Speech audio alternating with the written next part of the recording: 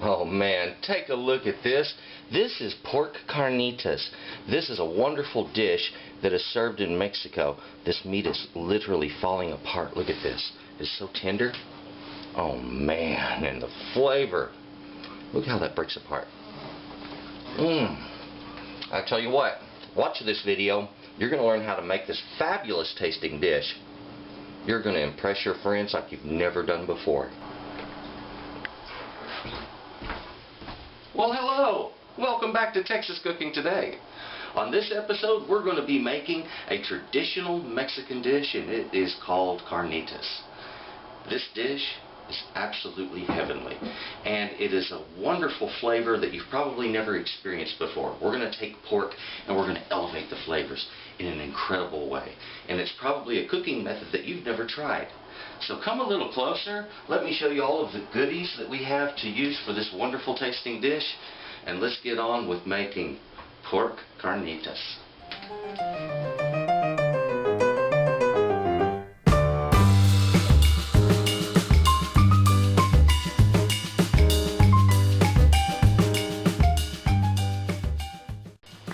Now, for sure, if we're going to be making carnitas, we need a good piece of pork. And what I have here is a half of a pork shoulder, and it has been deboned.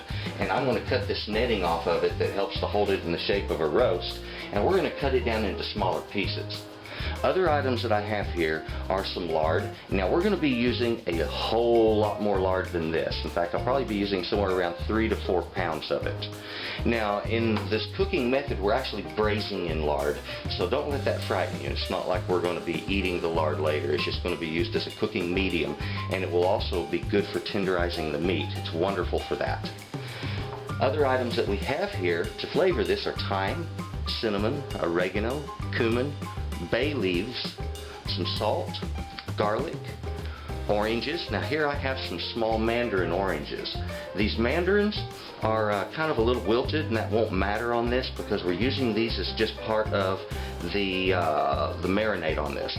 And actually in Mexican culture, when they're cooking this up in a cauldron, they cook it in large copper cauldrons, they'll braise it with the oranges down in the oil or in the lard with it. So also I have here some cilantro. We're going to be using this afterwards to flavor our tacos that we're going to make with this wonderful tasting pork dish. Now let's get right on to cutting up that meat. Okay, it's time to get on with processing our meat. Now when we're cutting a piece of meat down that's like this, and you see this kind of a webbing over it, this is a common webbing that's used by meat packers to sell pieces of meat to be cooked whole. And that's what this is actually for, was to make this into a pork roast. And that's fine. You can use any cut of pork that you would like. You can use the ears, the skin, ribs, whatever you want. It works for carnitas, okay? So what I'm going to do is just kind of separate some of this out a little bit here. There we go. Into some smaller, a little more manageable pieces. About this, we don't have to be real pretty, but we're looking to make our chunks of meat relatively all the same size.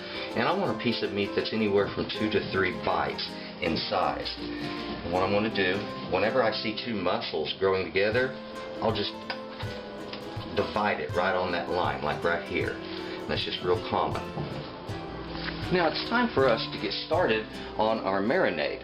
Something I didn't mention before that you're going to need in your marinade is going to be a bottle of beer. And I just pick out a nice Mexican cerveza, and that way I'm off with a really good flavor that's going to be quite authentic. Now, it's common in Mexico to use beer as a marinating agent, and it's done on fajitas, on carnitas, and on other dishes as well. So what we want to do is I'm going to start out by putting on some of the spices and herbs that we have. Now, thyme is an herb, and I'm going to put about a teaspoon down in this.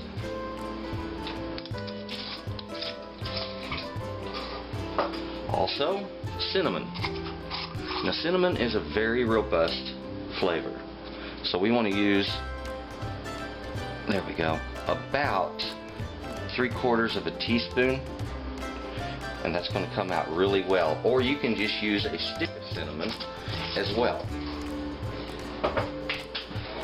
Now I have here some Mexican oregano, And this is really common in this dish, and I want to use about 2 to 2.5 teaspoons of that Mexican red.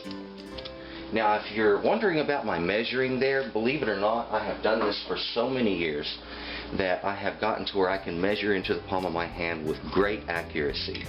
Now, the cumin, again, a very strong flavor, very earthy flavor, and this one I only want about 1 teaspoon of. The smell of these spices and the herbs are really coming to life. I also want to put down into this 1 to 2 bay leaves. Now I have 2 of them that are kind of a medium size here. I'm just going to break them into some smaller pieces to get better distribution of the flavor. Now I also have down here about 5 cloves of garlic. And on these you want to go ahead and just remove that outer paper.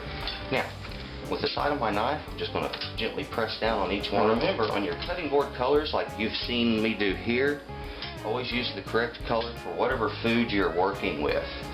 I'm going to take my mandarins and I'm just going to cut these in half to begin with and squeeze them right down into that meat. Now, time for our beer.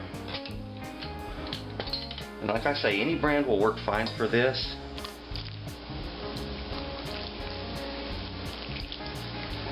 And in a moment, I'm going to just stir all of this together, and we're going to let this marinate for a couple of hours. I've decided to pause for just a moment, and I wanted to let you know about one thing you need to take care of, and that is go ahead and get your lard into a pot.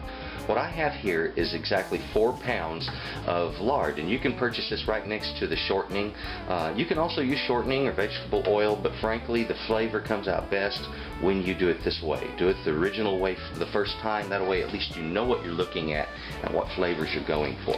I've turned on the flame underneath my pork here. So this is slowly melting. Our pork lard will turn into a nice liquid here in just a few minutes, and then we're going to go ahead and put all of these chunks right down into that. Now, at this time you want to go ahead and make sure that your oven is on and preheated to 250 degrees, because this is going to go in the oven as soon as the pork goes into this. Now, at this time I'm going to go ahead and start placing my pork right down into this.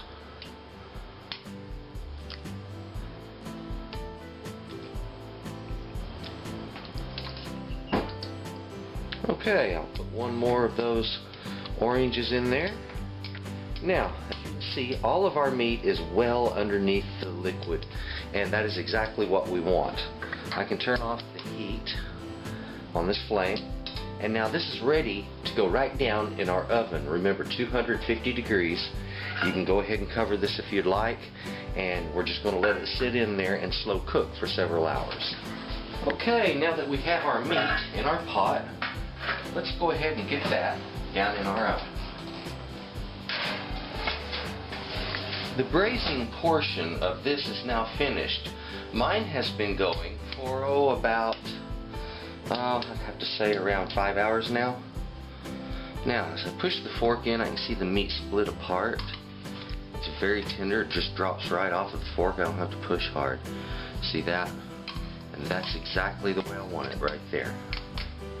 So, what I need to do at this point is to transfer my meat from my braising pot to a pan.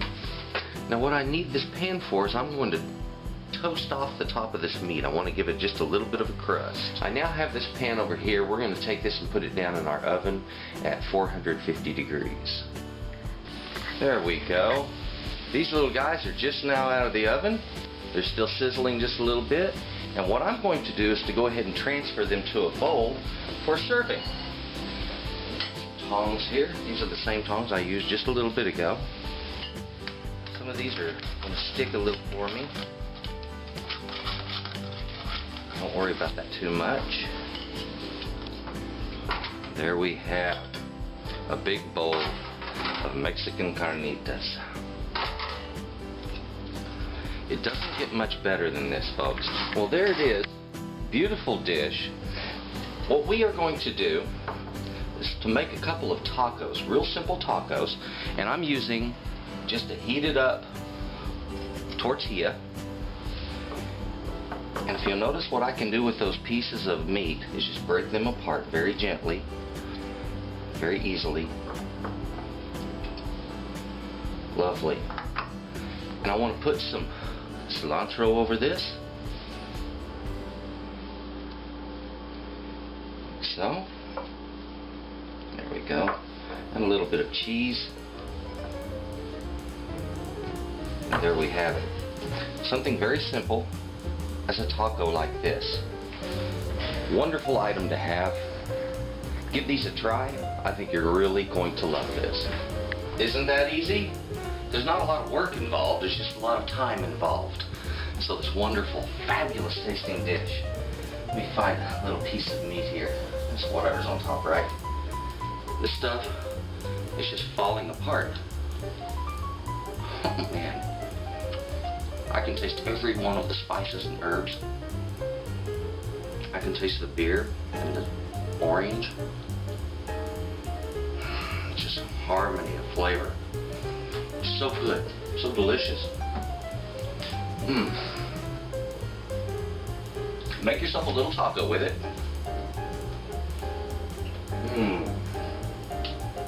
And enjoy.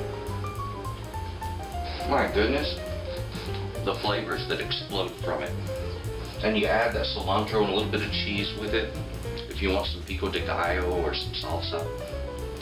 Man. I shouldn't do this to myself. Eating this tasty is just not correct. But it sure is fun. Thank you very much for watching Texas Cooking today. And thank you for watching this show. And thank you to my subscribers. Thank you very much. And you folks have a good day.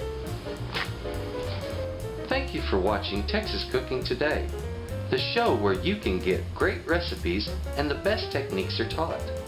Please subscribe to Texas Cooking Today, where you will always find something hot and ready to eat.